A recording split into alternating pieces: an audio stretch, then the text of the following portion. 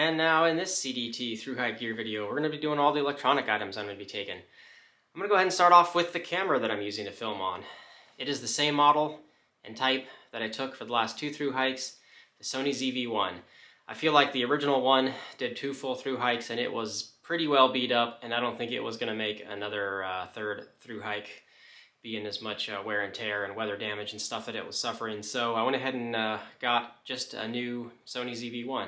I did a lot of looking at other types of cameras, and I want something that size as the Sony ZV-1, portable, lightweight. I don't want a full frame camera. It'd be nice to film with something like that, but it just doesn't have the right types of features that I'm looking for as far as excellent visual stabilization and the lightweight portability that other smaller cameras bring. So I think the Sony ZV-1 fits kind of in that in-between. It's not too big and bulky, but it's small enough to work well as a vlogging camera. I hate using GoPros or any other type of things, so I think this camera will work for me.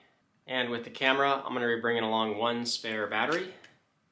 And in prior experience, I found that this is going to be plenty. I usually burn through 1 full battery per day, and I can swap them out and charge it overnight, and that should be just fine. And if I have to conserve battery power for a longer stretch, I can try to swap the batteries out and conserve them a little bit longer that way.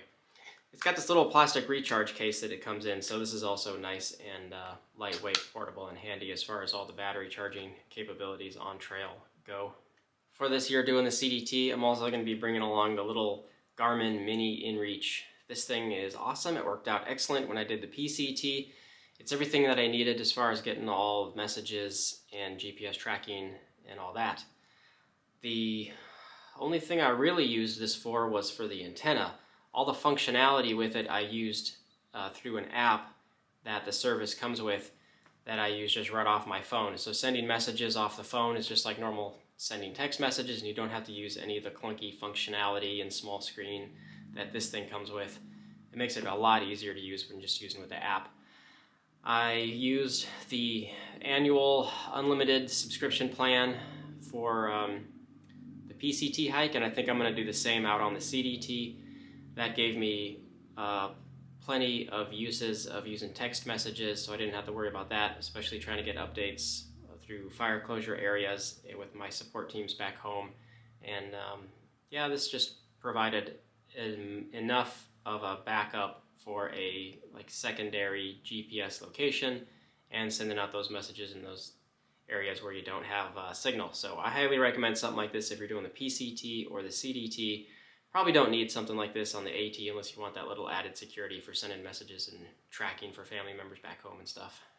The phone I'm going to be taking out on trail is a new one for me this year. I think this is the iPhone 13. I got this a couple of months ago, and what's nice about this one is it's going to have double the amount of storage as what I took on my smartphone that I took for the last 2 Thru Hikes. I think I was limited to like 256 gigs of storage, and this one's got 512, so that'll only help as far as when I offload all the videos and storage onto the phone for editing and everything. I can have all the backup copies here ready to go when I get into the next town to try to upload videos. I was definitely tight on storage space for the phone, the last version I had, where I was only limited like the 256 gigs of storage. So having the 512 for storage capacity is definitely going to be a huge upgrade.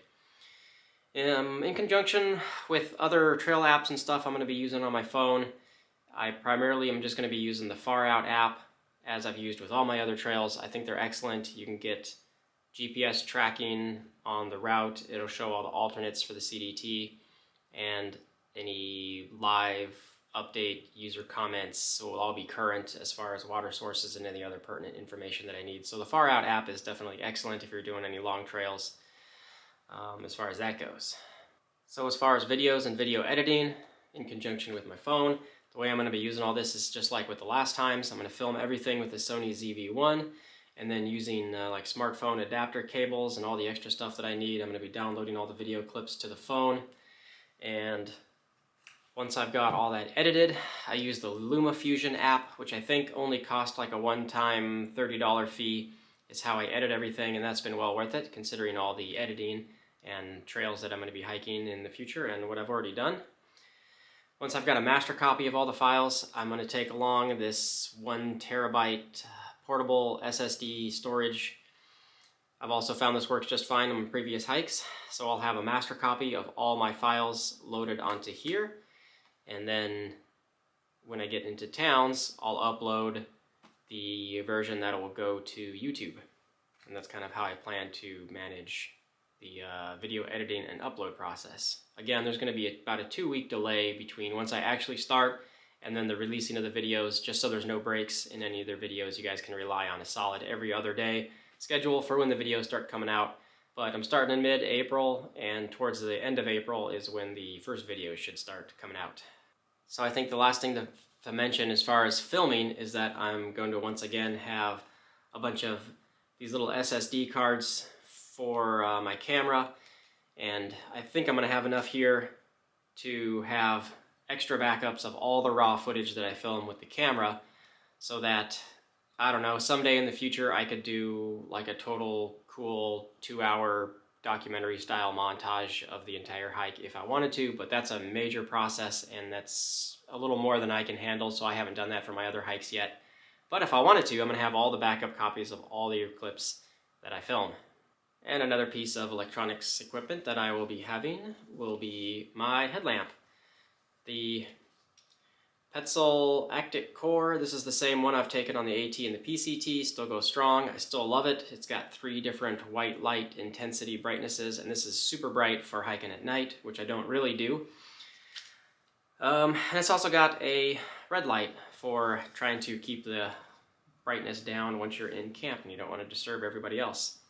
This has a rechargeable battery built in it, so I can just keep it charged whenever I need.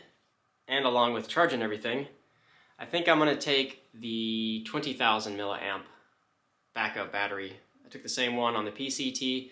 I think the stretches between different town stops is going to be about similar as what was on the PCT, maybe a max of a 6-day carry or so is what I've been researching so far. So I think 20,000 should be able to suit all my electronics needs as necessary. And the last couple things I've got here electronics-wise is going to be a wall charger. Same one I took for the whole PCT. This thing's going strong. It's got a USB-C and a normal USB for charging everything that I need there.